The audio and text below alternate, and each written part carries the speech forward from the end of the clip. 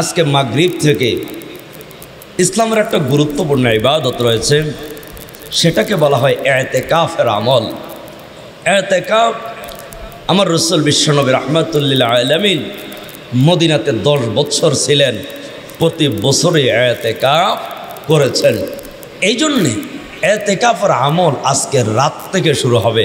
এখন আমরা তো মনে করি ইতিকাফ হইলে ওই ব্যক্তির কাজ যার কোনো কাম নাই, বেকার।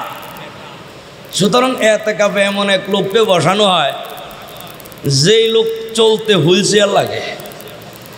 এই লোককে বাসায়ও ঘুমায়া থাকবে, মসজিদও হইয়া থাকবে। আমাদের টার্গেট হইলে এটা।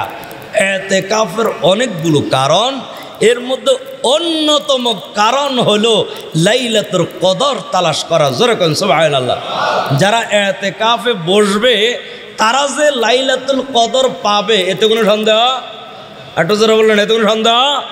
লাইলাতুল কদরে ইবাদত করলে কি সওয়াব?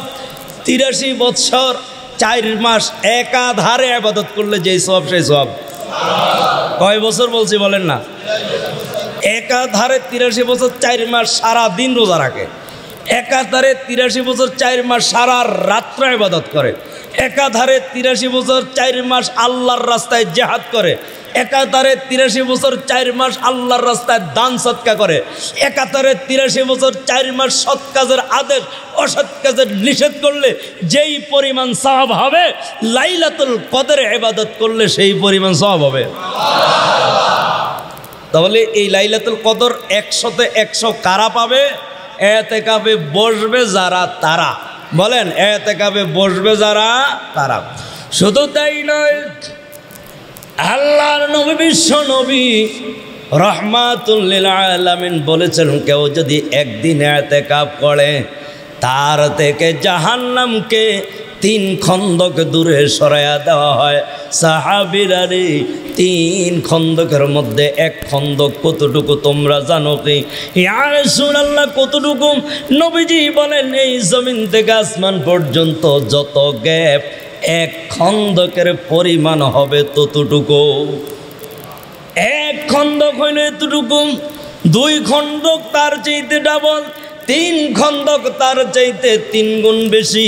যদি একদিনের ইতিকাফে 1500 যায়, 10 দিনের ইতিকাফে কত যাবে? সুবহানাল্লাহ বলেন। তার মানে বোঝা গেল একদিন ইতিকাফের এত দূর, 10 দিন যদি এত দূর যায় তার চাইতে 10 গুণ বেশি যায়।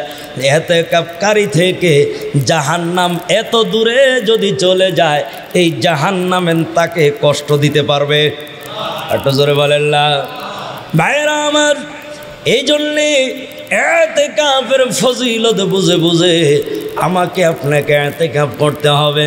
শুধু তাই নয় রে বন্ধু, সহিহ আত-তারগীব এই কিতাবের 1656 নম্বর হাদিসের মধ্যে বর্ণিত হয়েছে, কেউ যদি নাকি রমজান মাসের 10 দিন ইতিকাফ করে, 2টা কবুল হজের সওয়াব, 2টা কবুল উমরার সওয়াব তার আমলনামায় দেওয়া হবে। এটা ছোট মনে হয়েছে আপনার কাছে? আরো জোরে কোন সুবহানাল্লাহ।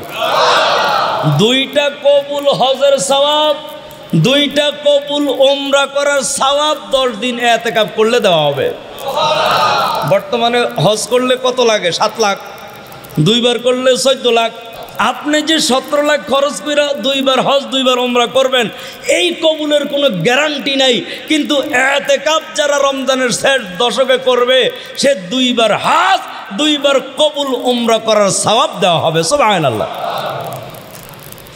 ভাইরা আমার, এই জন্যে যারা আমরা নিয়ত করেছি ইতিকাফে বসবো, তাদের কপাল ভালো ভালো।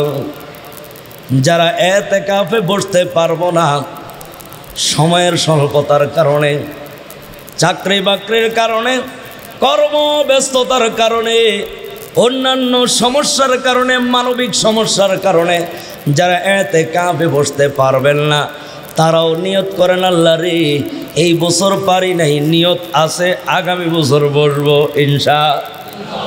আগামী বছর যদি না পারি পরের বছর বসবো। রাসূল ডেকে ডেকে বলে, ইন্নামাল আমালু বিন্নিয়াত, নিয়ত যদি করতে পারো, আমল না করলেও সওয়াব দিবে কে? কিন্তু দিলে ছিল না, মুখে বলছি। এইটা নিয়ত হয় নাই, এটা ধোঁকাবাজি হয়েছে। এটা কি হয়েছে বলেন না, ধোঁকাবাজি হয়েছে। সুতরাং এই মসজিদে যারা বসবেন আল্লাহ তাআলা তাদের ইতিকাফ কবুল করেন। জোর করে আমি।